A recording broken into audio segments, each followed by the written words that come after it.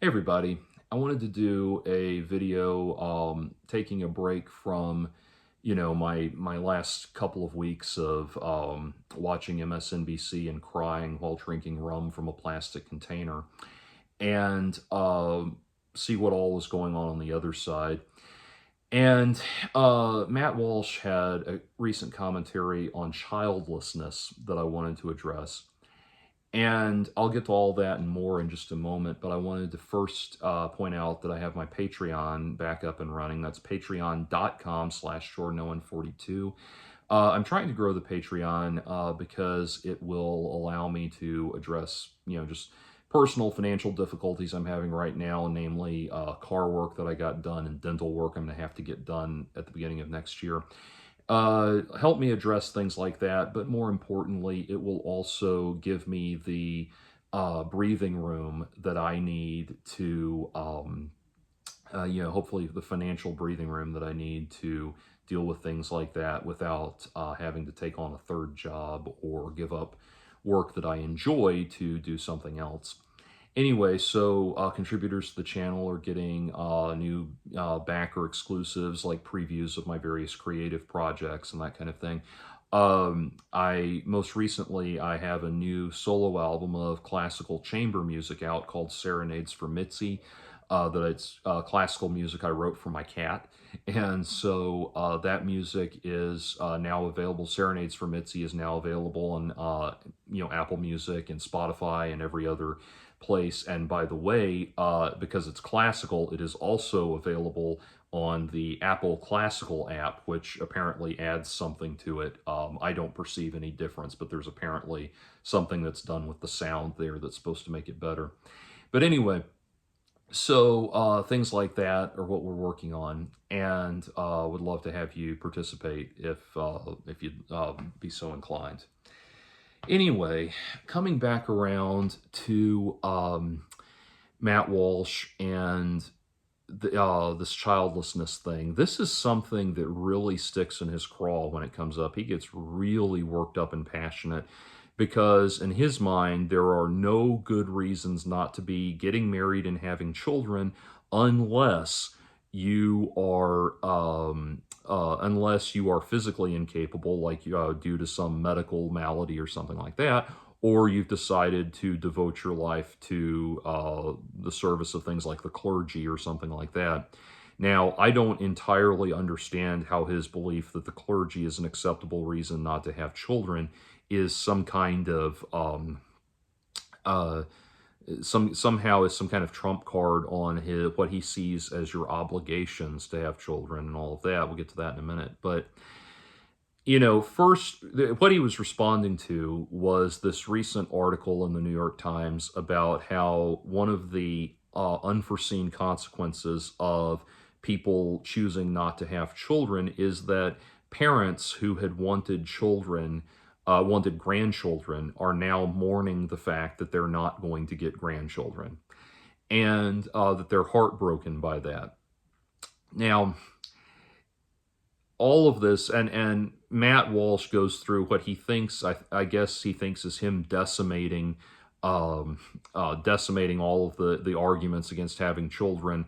And it's things like, the economy's bad, we can't afford it. Well, and he'll say, well, people that were poorer than you and living in a worse economy than you in generations past had children and persevered through it and got through it and did it, and they didn't complain about it and they didn't let that hold them back. All of that is just his usual thing, that if you think you have any valid reason to not be living the way he wants you to live, then it's clearly because you haven't welcomed enough suffering and misery into your life. How dare you want to be happy and enjoy life, and all of that stuff.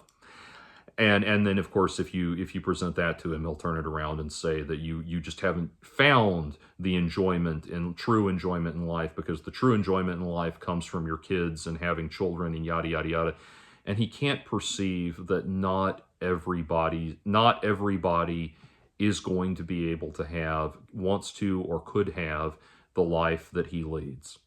I mean, he is so solipsistic that he cannot perceive that anybody could live or want to live or be fulfilled living any other way than what he approves of.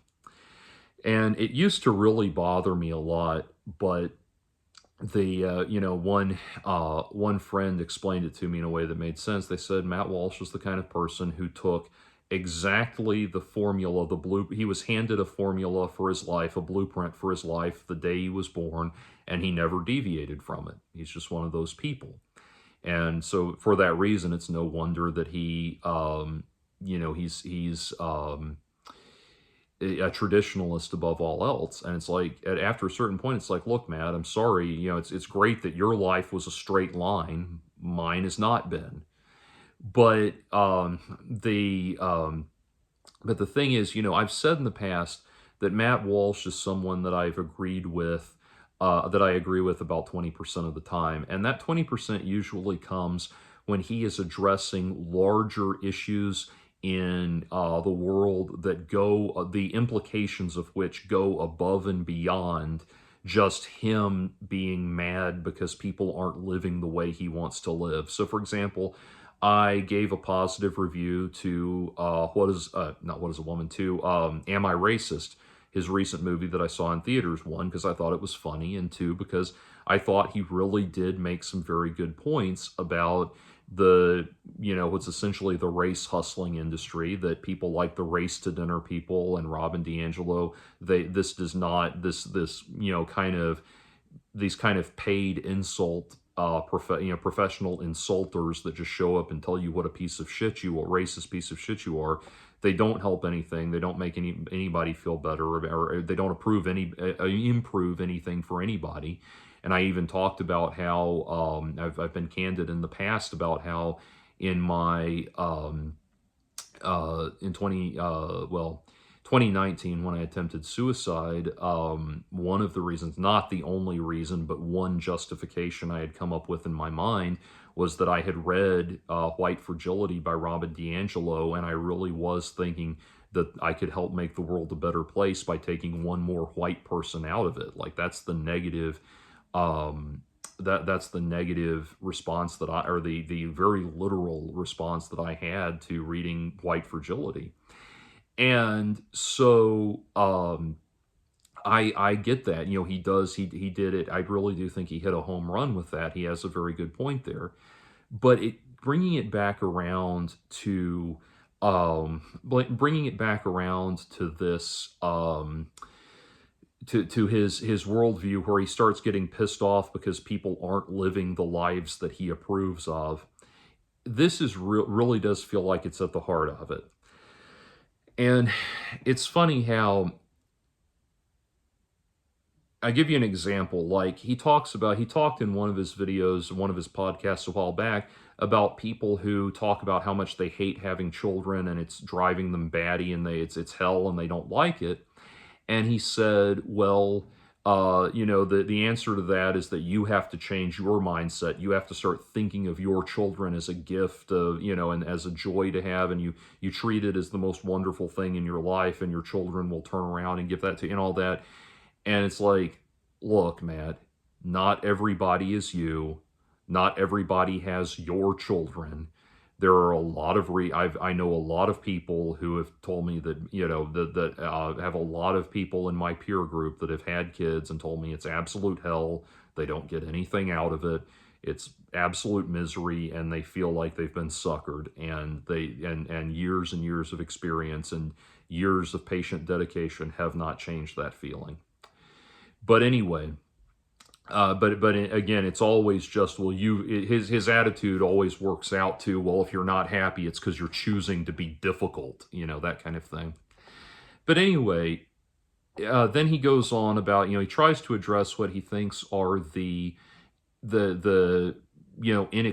inexcusable, the various inexcusable arguments that people make, or unacceptable arguments that people make against having children. And like, one of them is, well, I don't have the money, the economy's not good, that kind of thing. And of course his response is, well, people came before you, and in much, much worse situations, than you had children in much worse situations than you, and they had children anyway, and they had less money than you do, and they had less material comforts than you do, and less economic certainty than you do, and they still had children anyway, and they didn't let that hold them back. And it's like, okay, first of all, you have to stop and remember that that was a lot of that was happening at a time when, for the overwhelming majority of human history, reliable birth control did not exist, and there was absolutely nothing mediating the human impulse to mate other than the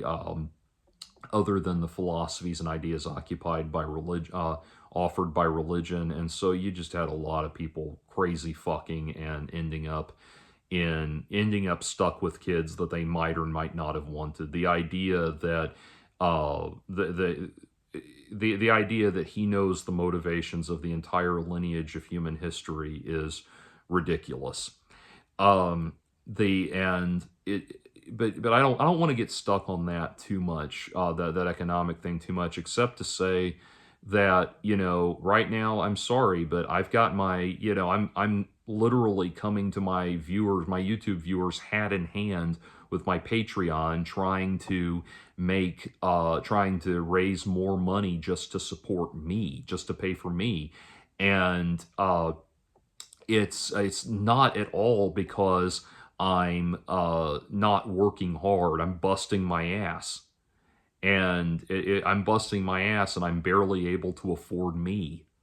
So Matt Walsh can think whatever he wants about Matt Walsh can think whatever he wants about whatever excuses he thinks I'm making, but money's not there, and I'm not going to saddle myself with another mouth to feed. I mean, I have the greatest cat in the world, and I still roll my eyes and sigh when I have to, make extra expenditures for her that don't even begin to approach what it would cost to take care of a child.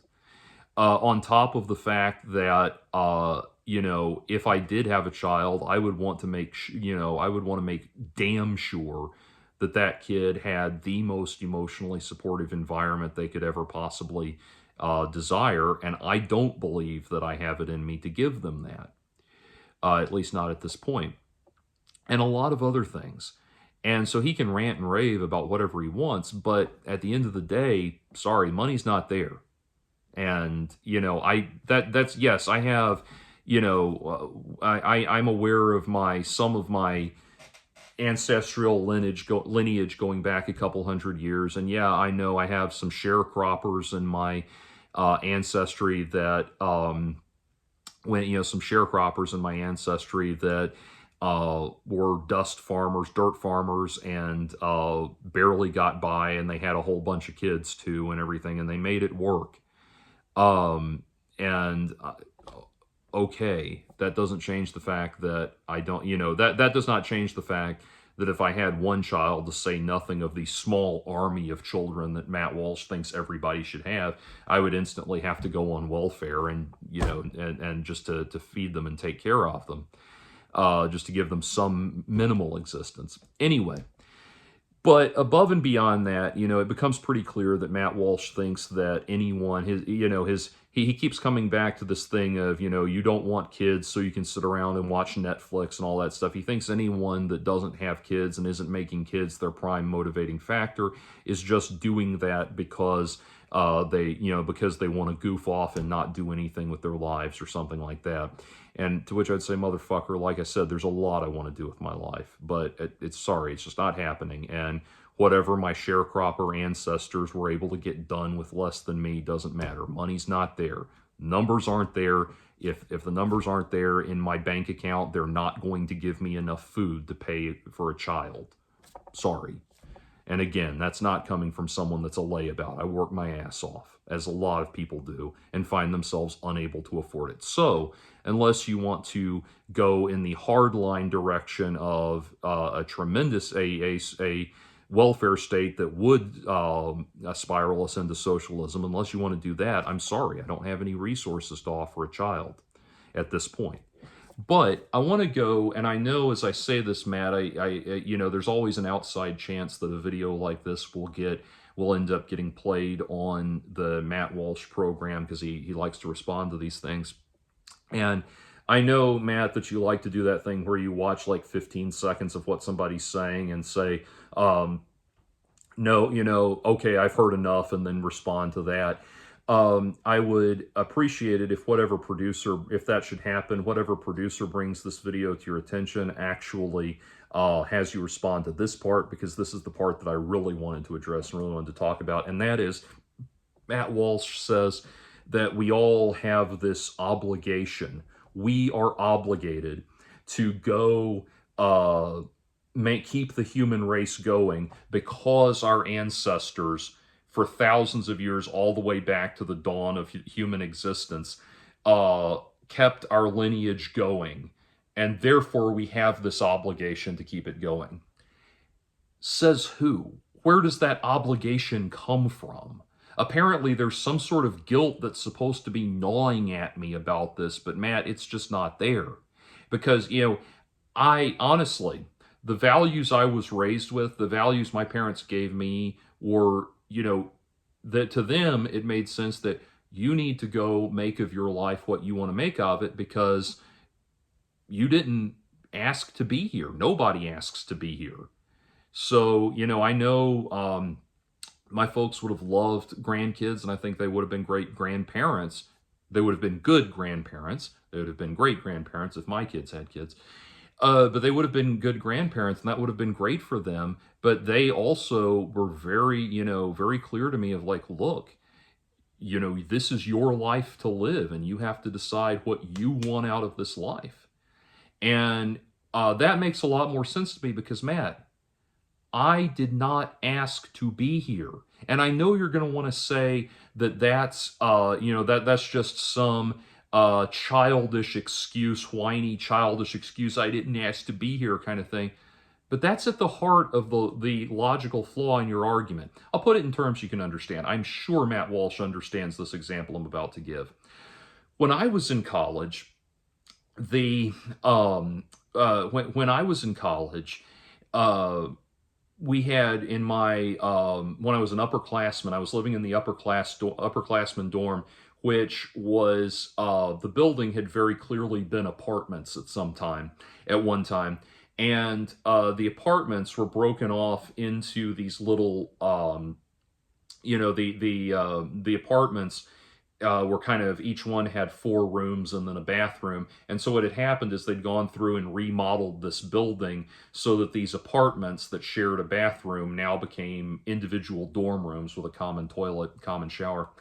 And obviously the one I was living, the one I was living at and the floor I was on, it was 4 college guys, and it was slightly less clean than the toilets at Grand Central Station. It was not well maintained at all, as you would not expect as you would expect from 4 college guys who were not thinking about such things. So one day, one of the guys that I shared this bathroom with knocks on my door, and he says, "Hey, so I decided to do something about the bathroom, and what I did was I went down to True Value Hardware, and they had a sale going where if I bought a bucket, a mopping bucket, anything that would fit in that bucket was, X% off. So I got all these cleaning supplies and put them in this bucket, and I got a good deal on it. And I took all of this, and I took these cleaning supplies and I just cleaned the bathroom, and the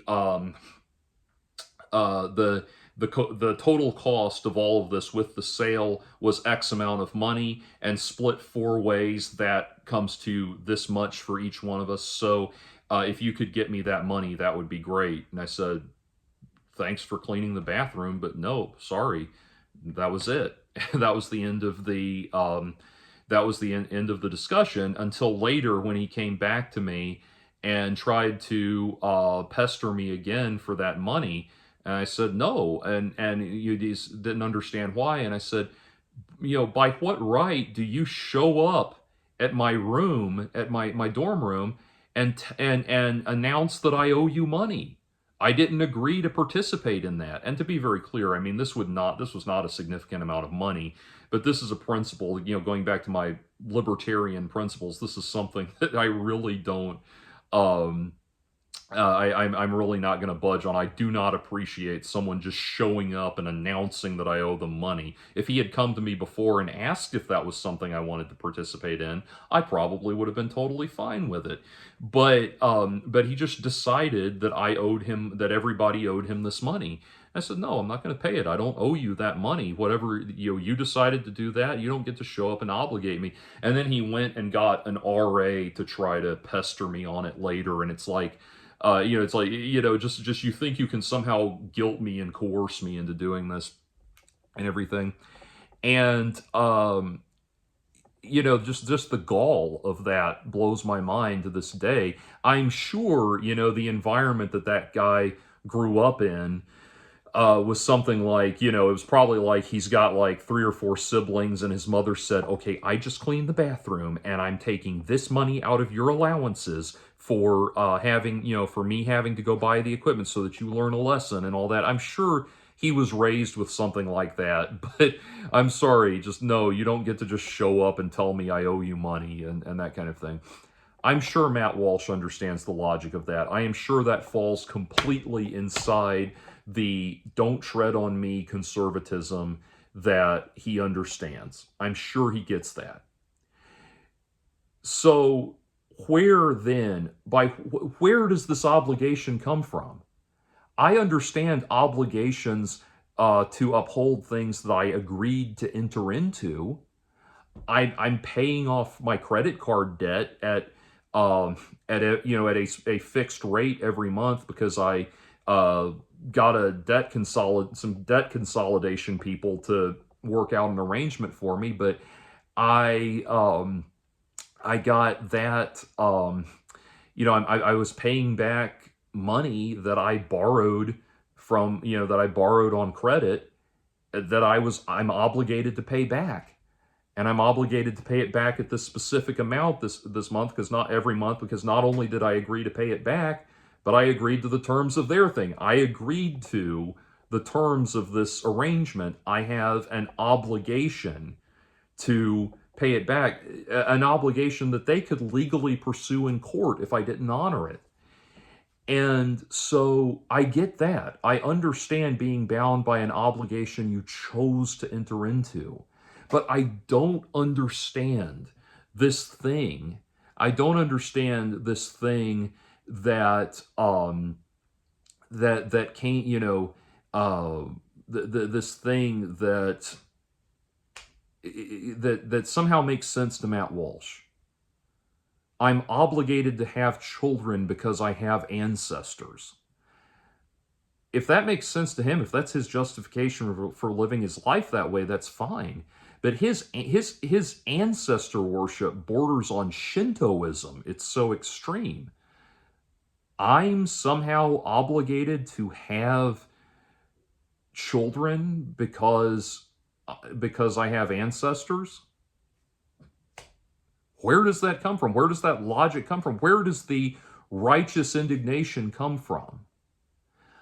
I understand a situation like you entered into, if 2 people got married and sat down and agreed to have children, and then one of them turns out to be a deadbeat parent and welches on their agreement to help support the child. I understand being upset about that. They welched on an agreement they agreed to be a part of.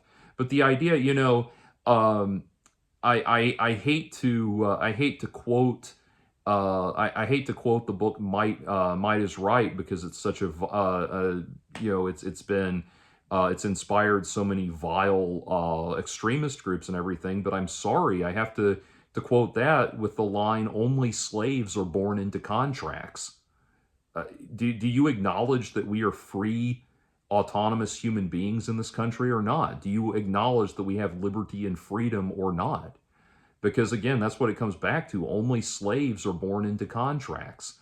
You think I'm born with some kind of obligation to have children? Says who? And apparently it's because he thinks it's some kind of affront to my he thinks it's some kind of affront to my ancestors that they went through all of that turmoil and all of that strife and sacrifice and hardship to bring me into this world, and I'm not giving them this thing that they're entitled to, even though the overwhelming majority of these people I owe something to are not even alive to enjoy it.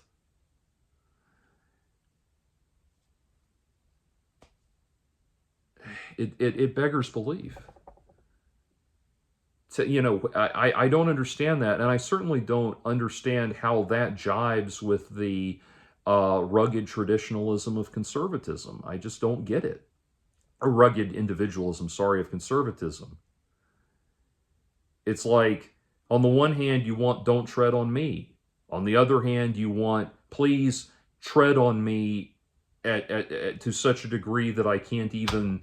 I'm a moral degenerate if I choose to ever think for a moment about how I personally might want to live my life. But I'll tell you something, as we're clearing the air, quote unquote, about Matt Walsh's worldview and how it impacts my worldview, something he said. Now, I've taken in a lot of toxic information from conservatives and a lot of toxic information from liberals about how I'm supposed to go about things like attracting a mate and appealing to women and things like that. And I, uh, I always seem to inspire these rather extreme things on either side. It's something about both liberals and conservatives are united in their belief that my beliefs are my political beliefs and my social values and my worldview and everything is just deeply repugnant and repellent to women. I can't figure out why, but the idea that women would be interested in me is just this cackling, rolling on the floor, laughing joke that has persisted with me through my entire life. People have always thought it was gut-bustingly hysterical that I would ever think there was any woman that would ever want anything to do with me. And that goes beyond naysayers, just outright naysayers, into people I've considered friends and things like that. But when I get to there's, suffice to say, there's things on the left and things on the right that have poisoned the well for me as far as finding a partner. Now, I know Matt Walsh is going to tell me that, me finding a partner I like is not the point. It's to find somebody who can be a good mother to my children and fuck you if you want any kind of happiness out of everything in life. You will create a small army of children, or fuck you, fuck you and burn in hell. I know that's his point of view. But frankly, I know personally people who have gotten into relationships they wanted to get into out of a sense of obligation. They didn't want to get into out of a sense of obligation, and they were absolutely miserable, and they had to get divorced before they killed each other. And I know Matt Walsh's response to that is, well, they didn't suffer enough. They didn't accept suffering enough. How dare they want to be happy? Fuck you, get back to work. The other thing is, I've watched enough podcasts and relationship podcasts and YouTube videos from these people that these people that have what I call project relationships, where it's like they're not in it for personal fulfillment or satisfaction. They're in it because they think they have this sense of duty to provide a picture perfect relationship that they think is, or family that they think is what Jesus is demanding of them. And I've watched these people where it's a man and a woman sitting on a couch talking. The woman is the picture perfect blue-eyed blonde, and the man is the polo shirt clad, clean cut, picture perfect Peyton Manning, all American type.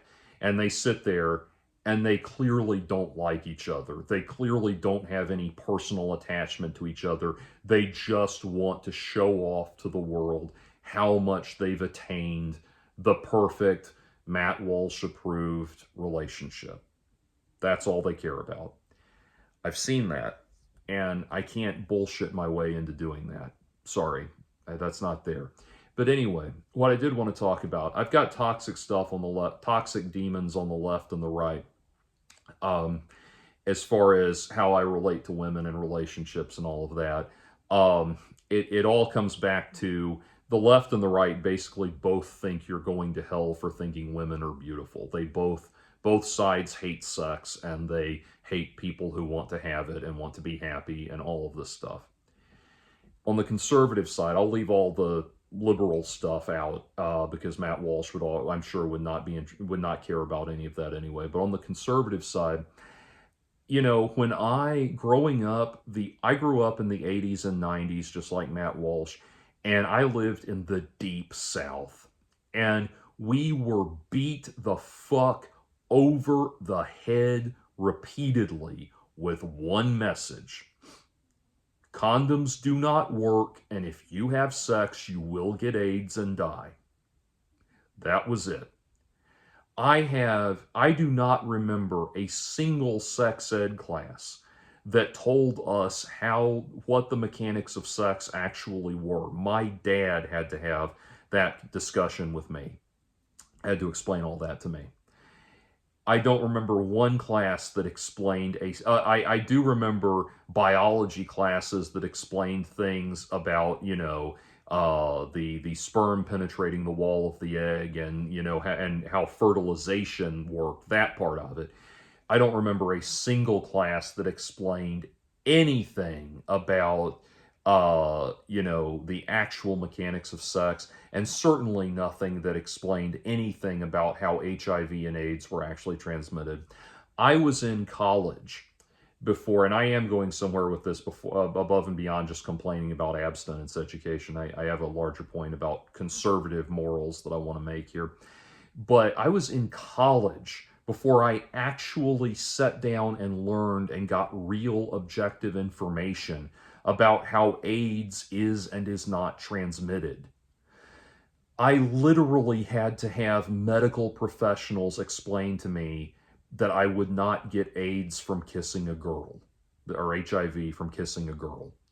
Literally, a shrink that I was seeing, because I had started going into therapy, doing therapy while I was in college, a shrink that I was going to that was, you know, the one signing prescriptions for my medication, he was the one who, like, sat down and explained. He's like, he explained to me, he said, you have a better chance of getting hit by lightning than you do from getting HIV with a condom.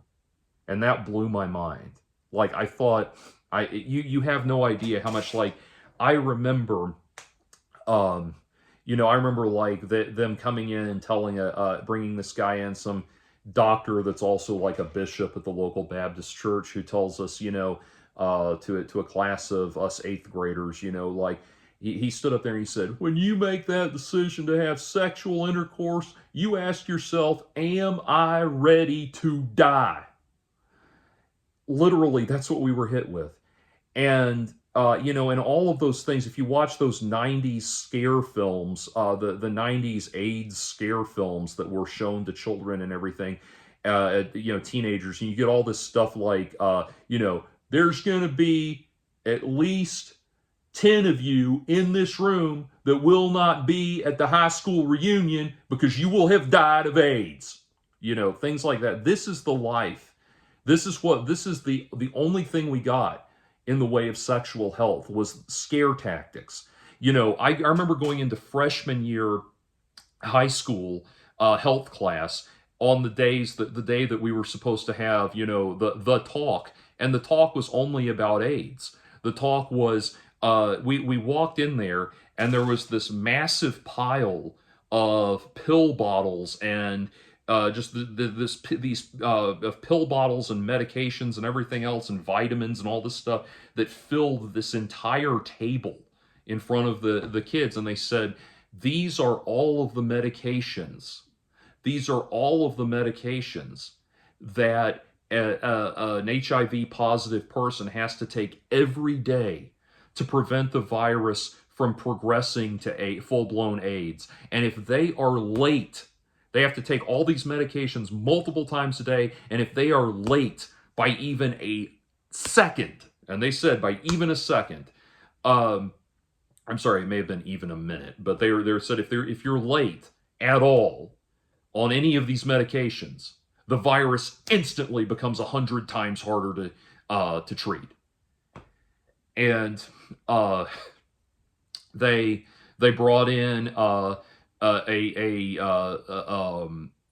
speaker. They brought in a speaker that was a woman who had AIDS, had HIV, and she was with this organization that was an HIV related charity, and the woman who is the director of it got up there and spoke about how I spend every day on the phone with these pill providers begging them for pills. These pills are impossible to get. You'll never afford them. You'll have to get, it's just fear mongering, endless fear mongering. And setting aside the fact that if telling a room full of suburban small town high school freshmen that they're going to get AIDS if they have sex with each other is an absolute lie. Setting that aside, the idea, the idea that you don't even know what it is you're not supposed to do. And this is why you hear about things like the kids who think they're being abstinent by having unprotected butt sex, even though that's 1,000 times more, riskier. This is, I mean, they you don't even know what it is you're not supposed to do. And so you just live in this world of abstract fear.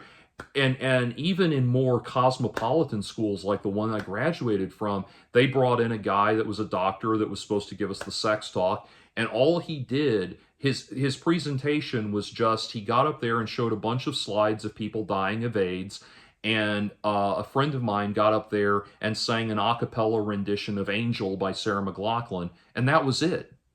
And it was done. That there was nothing else. This is a terrible way to die. You don't want this. Condoms don't work.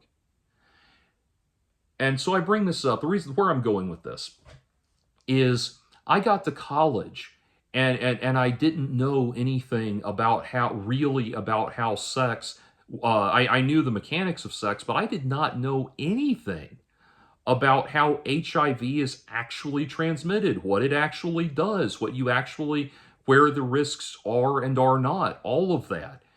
I had no knowledge. I was afraid. I was literally afraid of standing too close to women.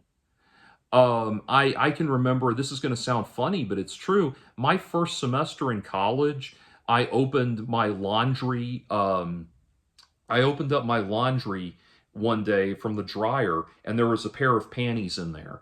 I don't know if it was some girl who was trying to get my attention, or more likely she just threw her panties into the wrong washer. But there was a pair of panties in there that had just gone through the wash cycle with my clothes. And I remember getting on the phone with my dad and being like, do I need to throw out all of my clothes, like burn my clothes and go get new clothes? And he was like, haven't you studied this in school? I was like, this is what they told us.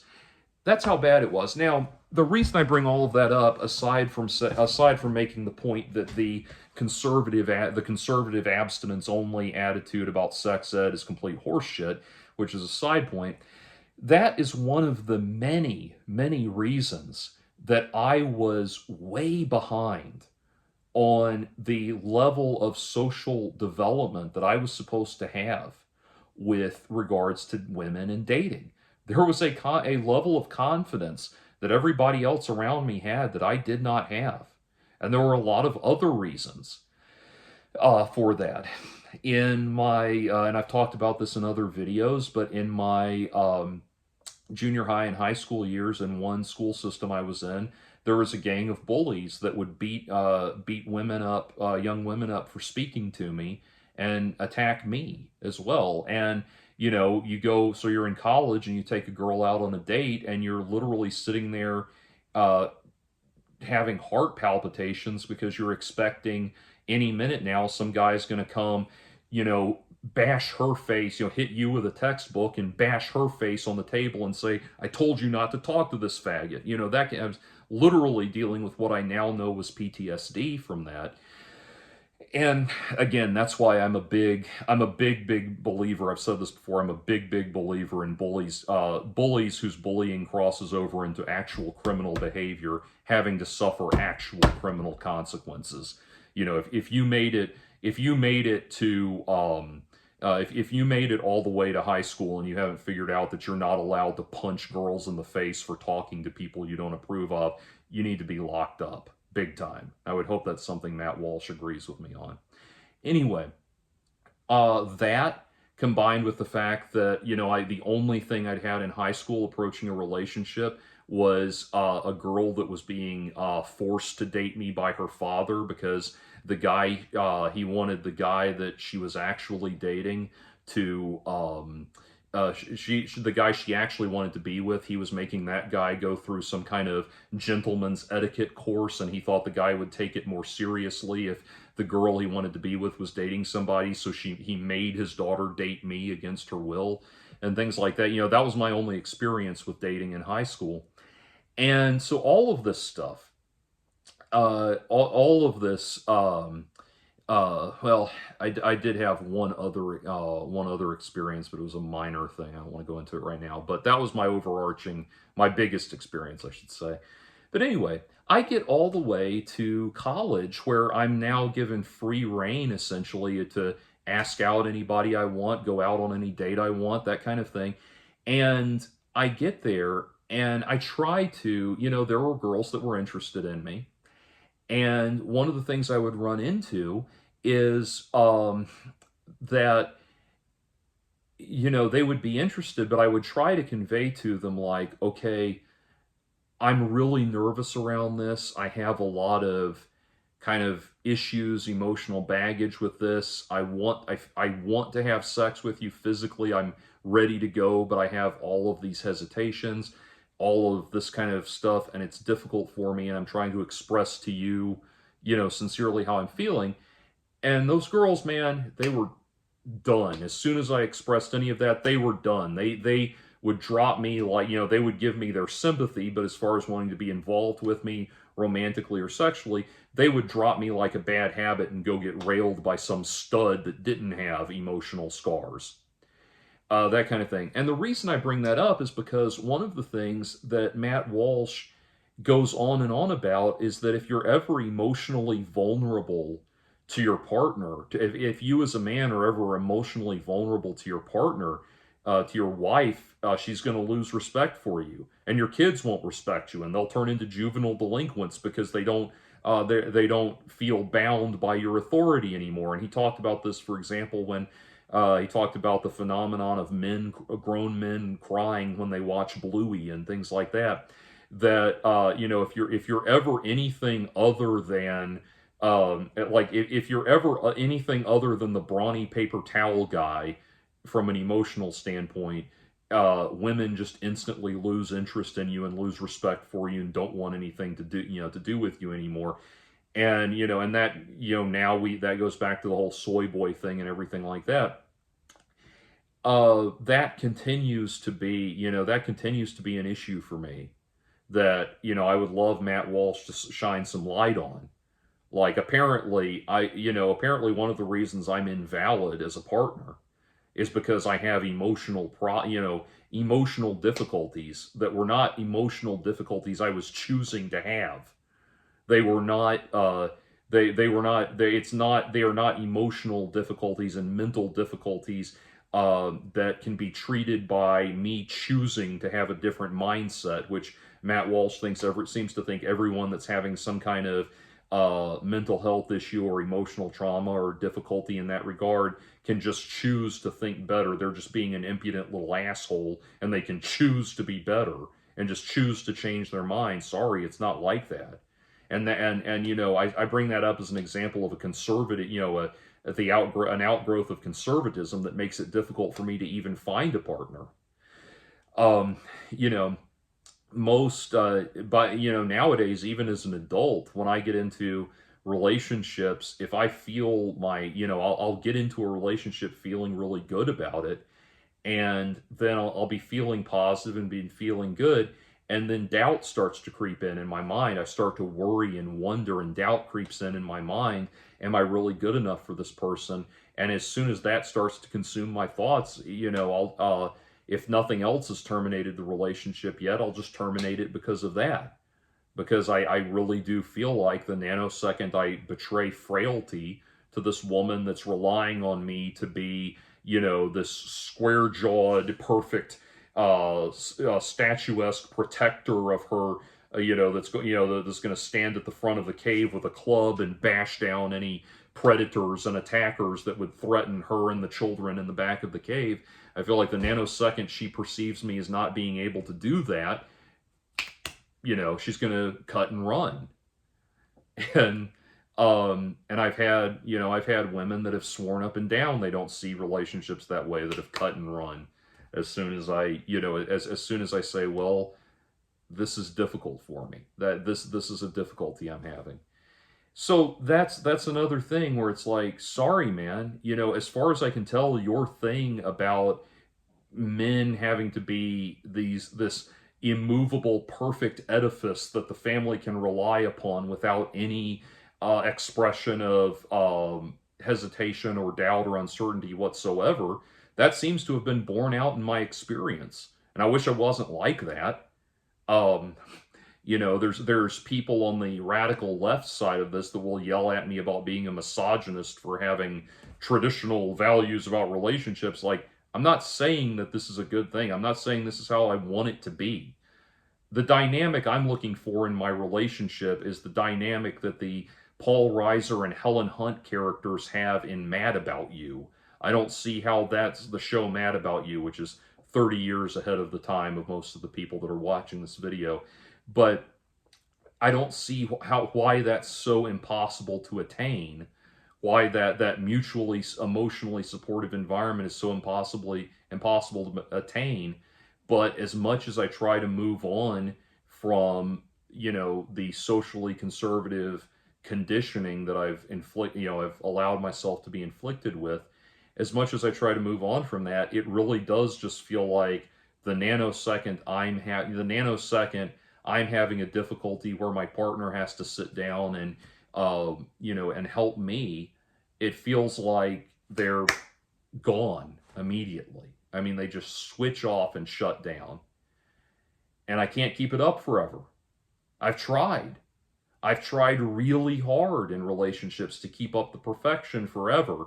And all that happens is that I feel like, I'm stuck between a rock and a hard place where I can, I can't let on that anything's bothering me. And as a result, I can't get help to resolve the things that are bothering me.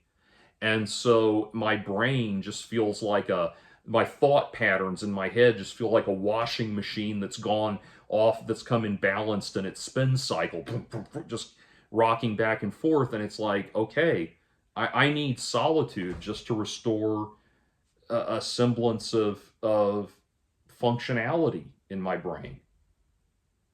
And I don't get it. I don't, other men are far from perfect, and yet they manage to, they manage to attract women without this decades long difficulty. And that's, I've had girlfriends, I've been in relationships, but I can't calm down enough to stay in them. And I don't understand, this is not a choice I can make. I can't make a choice to not have my brain functioning this way. But apparently Matt Walsh and conservatives and the people who live these blessed, perfect lives where they can have an entire volleyball team worth of children and or baseball team worth of children or what have you, and pay for all of them and live these blessed lives, they apparently don't function this way. And that's why I struggle to I get very down on myself and very depressed with the idea that maybe Nietzsche was right, and I'm just, a slave. I'm a slave that's being living in frustration and feeling resentment towards the master class. I wonder about that sometimes.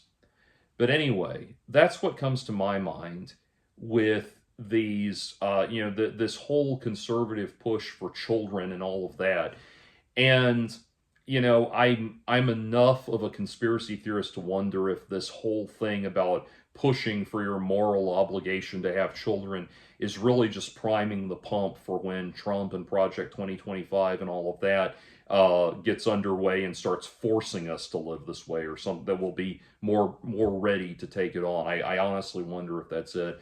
But in the meantime, if the conservatives that comment on my videos could take a break from calling me a faggot for voting for Kamala Harris and actually talk a little bit about conservative values, I'd really like to hear this. I'd really like to understand it.